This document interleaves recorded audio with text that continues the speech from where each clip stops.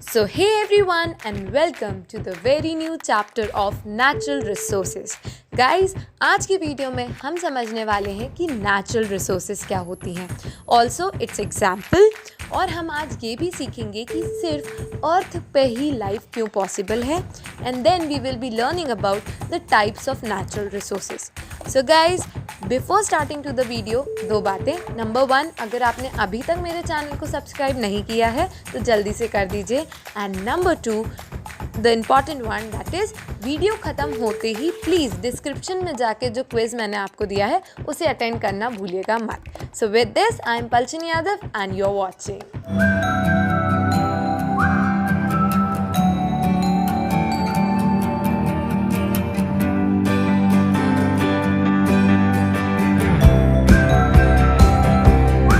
Everyone, natural resources. अगर हम इस चैप्टर के नाम को ही अच्छे से समझें तो गाइस, यहाँ नेचुरल वर्ड का क्या मतलब होता है? नेचुरल वर्ड का मतलब होता है नेचर यानी कि प्रकृति. और रिसोर्स वर्ड का क्या मतलब है? रिसोर्स वर्ड का मतलब है यूजफुल. तो गाइस, हम जब इन दोनों वर्ड्स को साथ में बोलते हैं नेचुरल रिसोर्सेज, तो हम ये कह सकते हैं कि कोई भी ऐसी चीज़ जो आपके यूज़ की हो, यूज़फुल हो और जो आपको नेचर ने दी हो, वो क्या हुई? वो ही नेचुरल रिसोर्स. तो anything that is useful to you and is given by nature is a natural resource. चलो अब कुछ एग्जाम्पल से समझते हैं. जैसे एयर. हमें एयर ऑक्सीजन देती है, कार्बन डाइऑक्साइड देती है और हमारे अर्थ पे पूरा एक लेयर फॉर्म करती है एटमॉस्फेयर का. तो एयर क्या है? एयर हमारे लिए यूजफुल है और एयर हमें नेचर ने दी है, इसलिए हम कह सकते हैं कि air is a natural resource. Now let's see to the second example, that is of water. हम पानी पीने के लिए यूज़ करते हैं, खाना बनाने के लिए, नहाने के लिए, इवन डैम्स में इलेक्ट्रिसिटी जनरेट करने के लिए हम वाटर को यूज़ करते हैं. तो वाटर भी क्या है? हमारे काम का है और वो हमें नेचर ने दिया है, इसलिए water is also a natural resource. Now guys, the third example, that is of soil. Soil भी क्या है? सॉइल हमें एग्रीकल्चर के लिए काम आता है. लैंड्स, बिल्डिंग्स, ये सारी चीज़ें हम लैंड पे ही बनाते हैं. Buildings and factories, everything that is build on soil and the land. तो वो सॉइल भी हमारे काम का है, ठीक है. और वो हमें किसने दिया है? वो हमें नेचर ने दिया है, इसलिए हम कह सकते हैं soil is also a natural resource. Guys, in 3 example के अलावा भी बहुत सी नेचुरल रिसोर्सेज होती हैं. जैसे सनलाइट, वो हमें सन से मिलती है, नेचुरली मिलती है और उससे हमें विटामिन डी मिलता है. तो क्या वो भी हमारे लिए इम्पॉर्टेंट है? प्लांट्स के लिए भी सनलाइट इम्पॉर्टेंट है ताकि वो फोटोसिंथेसिस कर सकें. तो sunlight is also important and is given by nature, so it is also a natural resource. Likewise forest भी हमारे काम के हैं. ट्रीज, प्लांट्स, ये सारी चीज़ें हमारे काम की हैं. वो हमें ऑक्सीजन देती हैं, खाने के लिए फ्रूट्स और ये सारे वेजिटेबल्स देते हैं. तो वो भी हमारे काम के हैं and that is also given by nature.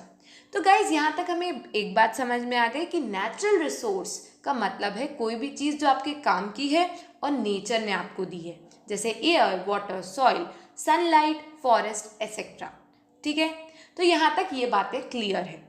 अब बढ़ते हैं हमारे second topic of the day की तरफ, जो कि है बायोस्फीयर.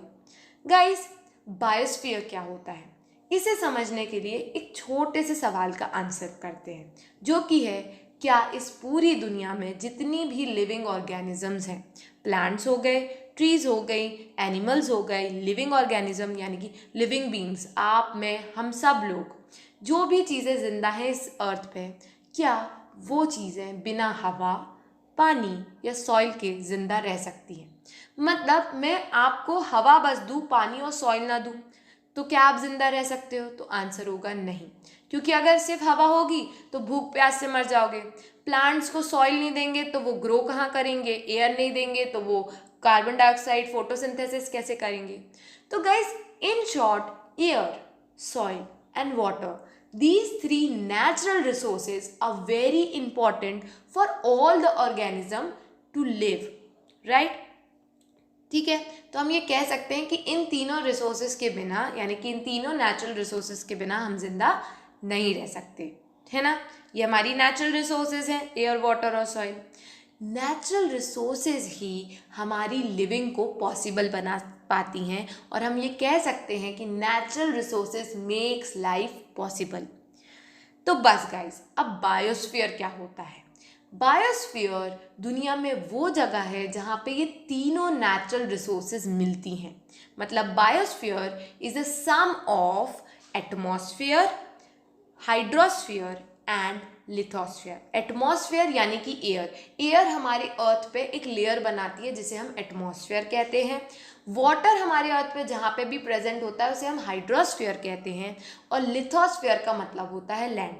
तो जहाँ पे एटमॉस्फेयर होता है, हाइड्रोस्फीयर होता है और लिथोस्फीयर होता है, ये तीनों चीज़ें होती हैं, वो बायोस्फीयर कहलाता है। क्या कहलाता है? बायोस्फीयर। जैसे कि गाइस हमारी अर्थ पे भी आपको एटमॉस्फेयर यानी कि एयर मिलेगी, हाइड्रोस्फीयर यानी कि वाटर मिलेगा और लिथोस्फीयर यानी कि लैंड भी मिलेगा। तो जब ये तीनों लेयर आपको मिल जाती हैं एक जगह पे, तो वो क्या कहलाता है? वो कहलाता है biosphere. Now guys let's see कि अर्थ पे क्या है। अगर आप अर्थ पे भी देखोगे एवरीवन, तो आपको दिखेगा कि हमारी अर्थ पे एटमॉस्फेयर, ये आपको दिख रहा है ना, एयर प्रेजेंट है हमारी अर्थ पे, तो वो एटमॉस्फेयर है। यहाँ पे वाटर भी प्रेजेंट है तो वो हाइड्रोस्फीयर है, लैंड प्रेजेंट है तो वो लिथोस्फीयर है। तो क्योंकि ये तीनों लेयर हमारी अर्थ पे मिल रही हैं, इसलिए अर्थ हमारी बायोस्फीयर है। तो अब कभी भी दुनिया में कोई आपसे पूछे कि अर्थ पे लाइफ क्यों पॉसिबल है और कहीं नहीं है, तो आप कहेंगे अर्थ पे लाइफ इसलिए पॉसिबल है क्योंकि अर्थ एक बायोस्फीयर है। यहाँ एटमॉस्फेयर, हाइड्रोस्फीयर, लिथोस्फीयर तीनों लेयर मिलती हैं और यहाँ पे लाइफ फिर पॉसिबल हो पाती है। सो गाइज, ये है कि बायोस्फीयर क्या होता है। आपसे एग्जाम में सीधे पूछा जाएगा what is biosphere, why only life is possible on earth, you must know the answer. बस अब हम समझते हैं हमारा तीसरा टाइप जो है the types of natural resources. आज का हमारा last topic. Guys natural resources के दो टाइप होते हैं, एक होता है एग्जॉस्टिबल नेचुरल रिसोर्सेज और एक होता है इनएग्जॉस्टिबल नेचुरल रिसोर्सेज। ठीक है, तो एग्जॉस्टिबल शब्द का मतलब होता है जो चीज़ खत्म हो जाएगी। ठीक है, तो वहीं अगर एग्जॉस्टिबल शब्द का मतलब है कि खत्म होना, तो इनएग्जॉस्टिबल शब्द का क्या मतलब होगा? इनएग्जॉस्टिबल का मतलब हो जाएगा जो कभी खत्म नहीं होता। ठीक है, तो अब हम सबसे पहले समझते हैं इनएग्जॉस्टिबल और एग्जॉस्टिबल रिसोर्सेज को। इनएग्जॉस्टिबल रिसोर्सेज और एग्जॉस्टिबल रिसोर्सेज को समझने के लिए देखते हैं एक एग्जाम्पल है कि एक बड़ी सी कोठरी है जिसमें पूरी कोठरी में बहुत सारा अनलिमिटेड चावल प्रेजेंट है। ठीक है, और वहीं एक कटोरी चावल आपके पास है। तो ये जो अनलिमिटेड चावल प्रेजेंट है वो क्या हुआ? वो हुआ इनएग्जॉस्टिबल नेचुरल रिसोर्स, क्योंकि वो अनलिमिटेड क्वांटिटी में प्रेजेंट है, बहुत ज़्यादा है, और आप अगर उसे रोज़ रोज़ निकाल के भी यूज़ करोगे तो वो जल्दी ख़त्म नहीं होगा। तो वो क्या हुआ? वो हुआ इनएग्जॉस्टिबल नेचुरल रिसोर्स, मतलब इनएग्जॉस्टिबल का एग्जाम्पल है वो। और वहीं एक कटोरी चावल की बात करें हम, तो वो लिमिटेड है, मतलब थोड़ी सी क्वांटिटी में प्रेजेंट है, और अगर आप उसे रोज़ रोज़ यूज़ करोगे तो वो जल्दी से ख़त्म हो जाएगा। तो इनएग्जॉस्टिबल जो अनलिमिटेड क्वांटिटी में प्रेजेंट होते हैं, बहुत ज़्यादा है और ख़त्म नहीं होंगे, अनलिमिटेड इनएग्जॉस्टिबल हुए। ठीक है, और एग्जॉस्टिबल रिसोर्सेज जो लिमिटेड क्वांटिटी में प्रेजेंट हैं और ख़त्म हो जाएंगे, एग्जॉस्ट हो जाएंगे। फॉर एग्जाम्पल अगर हम इनएग्जॉस्टिबल नेचुरल रिसोर्स का एग्जाम्पल देखें तो हवा, एयर क्या है? अनलिमिटेड क्वांटिटी में प्रेजेंट है हमारी दुनिया में। ठीक है, कितनी पीढ़ियाँ आके चली गई, सब हमारे अर्थ पे सांस लेके गए हैं, है ना। तो बस एयर अनलिमिटेड क्वांटिटी में प्रेजेंट है, कभी ख़त्म नहीं होगी, inexhaustible natural resource. Sunlight unlimited quantity में प्रेजेंट है, कभी ख़त्म नहीं होगी, इनएग्जॉस्टिबल नेचुरल रिसोर्स। लेकिन वहीं एग्जॉस्टिबल रिसोर्सेज जैसे कि पेट्रोलियम हो गया या कोल हो गया, पेट्रोलियम या कोल आप अपने अर्थ में से अगर आप हमेशा सालों 2-4 साल, 10 साल, 20 साल, एक डिकेड तक अगर बहुत ज़्यादा पेट्रोल भी है अर्थ के अंदर, निकालते रहोगे तो क्योंकि वो लिमिटेड क्वांटिटी में है, एक टाइम ऐसा आएगा कि वो ख़त्म हो जाएगा, है ना। तो पेट्रोलियम क्या है? ख़त्म होने वाली लिमिटेड क्वांटिटी में प्रेजेंट है हमारी नेचुरल रिसोर्स। वैसे ही है हमारी कोल, कोल भी लिमिटेड क्वांटिटी में प्रेजेंट होने वाली हमारी नेचुरल रिसोर्स है। तो गाइज ये inexhaustible and exhaustible natural resources का मैंने आपको पूरा मतलब समझा दिया।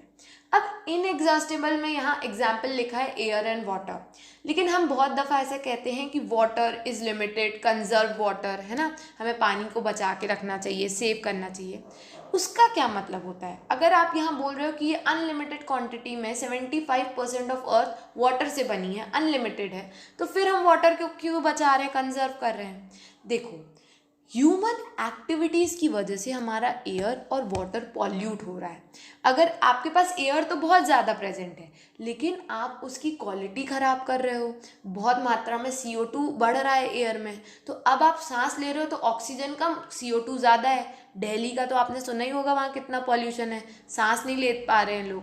तो एयर तो आपको मिल रही है, लेकिन अब वो एयर पॉल्यूटेड है, और ये पॉल्यूटेड एयर आपको हार्म करेगी, इसलिए कहते हैं पॉल्यूशन मत करो, ठीक है। वाटर, वाटर तो बहुत सारा प्रेजेंट है इस दुनिया में, लेकिन हर पानी आप नहीं पी सकते, ठीक है। तो जो पानी हमारे लिए जो हम पी सकते हैं, यूज़ कर सकते हैं, उसे कंजर्व कर रहे हैं और उसे हम पॉल्यूट करने से बचा रहे हैं। अगर आप वाटर पॉल्यूट करोगे बहुत ज़्यादा तो क्या होगा, उसमें गंदगी मिलती जाएंगी, जो हमारी फैक्ट्रीज से वेस्ट आता है, ये जो ऑयल्स वगैरह हैं, या जो हम रिलीजन के नाम पे गंगा मैया और ये सारी चीज़ों में जो जो गंदगी बहा रहे हैं, उससे क्या होगा, उससे ये होगा कि हमारा वाटर पॉल्यूट हो जाएगा, है ना, और फिर हम उस पानी को यूज़ नहीं कर पाएंगे, तो फिर ख़त्म बात, है ना। तो वी मस्ट नो कि हमें हमारी चीज़ों को मतलब प्रोटेक्ट करना है। अब गाइज मैंने आपको बताई थी दो चीज़ें कि नेचुरल रिसोर्सेज के दो टाइप है, एग्जॉस्टिबल जो ख़त्म हो जाएंगे, इनएग्जॉस्टिबल जो ख़त्म नहीं होंगे। देखो यार, इनएग्जॉस्टिबल है, ख़त्म ही नहीं होगा, तो उसकी कोई टेंशन लेने की ज़रूरत ही नहीं है, ठीक है। लेकिन एग्जॉस्टिबल रिसोर्स है, ख़त्म हो जाएगी तो हमें उसकी टेंशन लेने की ज़रूरत है कि अगर ये ख़त्म हो गई तो फिर कैसे काम चलेगा। इसलिए एग्जॉस्टिबल रिसोर्सेज के दो टाइप होते हैं, एक होता है रिन्यूएबल रिसोर्सेज और एक होता है non renewable resources. Renewable resources वो होती हैं जो वापस बन सकती हैं, एक बार ख़त्म हो गई तो वापस रिसाइकिल करेंगे तो बन जाएंगी। और नॉन रिन्यूएबल रिसोर्सेज क्या होती हैं, जो एक बार ख़त्म हो गई तो वापस नहीं बनेगी। इस फ्लो चार्ट का एवरीवन प्लीज़ आप एक स्क्रीनशॉट ले लीजिए ताकि आपको चीज़ें आसानी से याद रहें, ऐसे पैरा पैरा याद करने की आपको ज़रूरत ना पड़े। Now guys let's understand non renewable and renewable resources का डिफरेंस, ठीक है, वो समझते हैं। देखो, आई थिंक नॉन रिन्यूएबल और रिन्यूएबल रिसोर्सेज का डिफरेंस है, जो कि है रिन्यूएबल का मतलब जो रिसाइकिल हो सकता है और वापस आपको एक ड्यूरेशन ऑफ टाइम के बाद मिल जाएगा, रिन्यूएबल रिसोर्स। नॉन रिन्यूएबल का क्या मतलब है, जो कि एक बार ख़त्म हुआ तो ना रिसाइकिल हो सकता है ना रिप्लेस हो सकता है ना, वापस आपको नहीं मिलेगा। तो रिन्यूएबल रिसोर्सेज का एग्जाम्पल हो गया फॉरेस्ट और अंडरग्राउंड वाटर।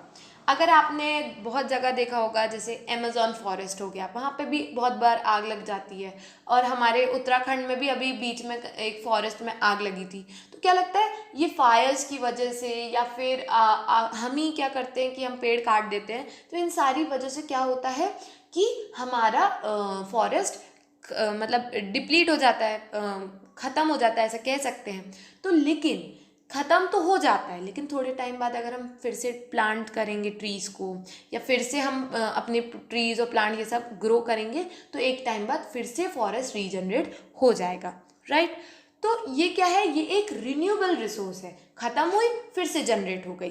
अंडरग्राउंड वाटर भी ऐसे ही है, आप पानी निकालते रहो अंडरग्राउंड वाटर से, वो ख़त्म हो जाएगा लेकिन थोड़े टाइम बाद वापस आ जाएगा। तो रिन्यूएबल रिसोर्स ख़त्म होती हैं लेकिन थोड़े टाइम बाद रिसाइकिल होकर फिर से वापस आ जाती हैं। लेकिन नॉन रिन्यूएबल रिसोर्सेज, ये अगर ख़त्म हुई ना तो वापस नहीं आएंगी। जैसे कि हमारे फॉसिल फ्यूल्स, कोल और पेट्रोलियम, अगर एक बार दुनिया में कोल और पेट्रोलियम ख़त्म हो गया तो वो वापस आप रीजनरेट नहीं कर सकते, वो वापस रिसाइकिल नहीं होगा, उनका कोई ऑप्शन नहीं है वापस, है ना। ऐसे बहुत से एग्जाम्पल है रिन्यूएबल और नॉन रिन्यूएबल रिसोर्सेज के। रिन्यूएबल का फॉरेस्ट हो गया, विंड पावर हो गया, अंडरग्राउंड वाटर हो गया, सोलर एनर्जी हो गई, ये सारी चीज़ें आपको वापस मिल जाएंगी अगर ख़त्म भी हो गई तो। लेकिन नॉन रिन्यूएबल जैसे तेल, coal, natural gas, minerals, diamond, natural energy, अगर ये चीज़ें अर्थ से एक बार ख़त्म हो गई तो ये आपको वापस कभी नहीं मिलेगी, ठीक है।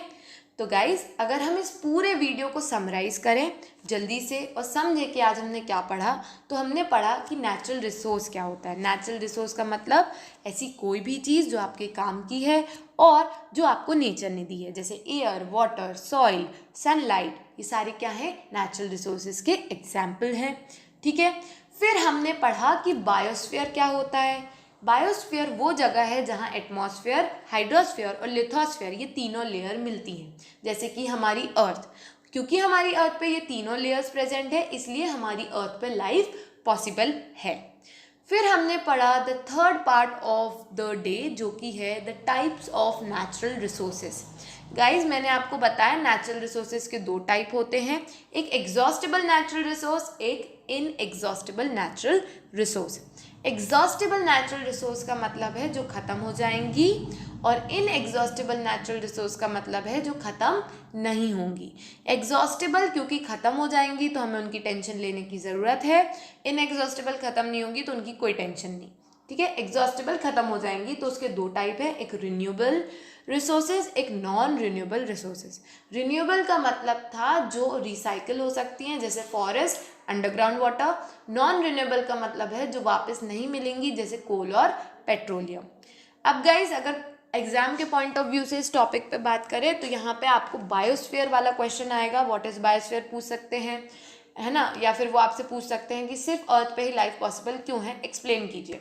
आई वुड से कि आप अपने आंसर्स अच्छे से प्रिपेयर कीजिए, लेकिन ये फ्लो चार्ट्स भी अगर आप बना देंगे, जैसे अगर आपको पूछा जाता है right what are the types of natural resources, अगर आप ये फ्लो चार्ट बनाने के बाद आंसर लिखेंगे तो एक मतलब अच्छा लगेगा और मार्क्स आपको मिल सकते हैं। तो यहाँ पे टाइप्स ऑफ नेचुरल रिसोर्सेज यहाँ पे थोड़ा इंपॉर्टेंट है। यहाँ पे आपको टाइप्स ऑफ नेचुरल रिसोर्सेज में एग्जॉस्टिबल, इनएग्जॉस्टिबल का डिफरेंस आना चाहिए, रिन्यूएबल और नॉन रिन्यूएबल का डिफरेंस आना चाहिए। ऑल्सो इन चारों के एग्जाम्पल्स अच्छे से पता होने चाहिए। बस आज की वीडियो में इतना ही है, इतने ही चीज़ें आप अच्छे से प्रिपेयर कर लीजिए। नीचे दिया है जो मैंने आपको क्विज, उसे अटेंड कर लीजिए, ठीक है। और बस अगर आपने अभी तक चैनल को सब्सक्राइब नहीं किया है तो जल्दी से कर देना, और अगर आपको लगा है कि इस वीडियो ने आपकी थोड़ी सी हेल्प की है तो कमेंट और लाइक करना मत भूलना। With this guys, thank you so much for watching.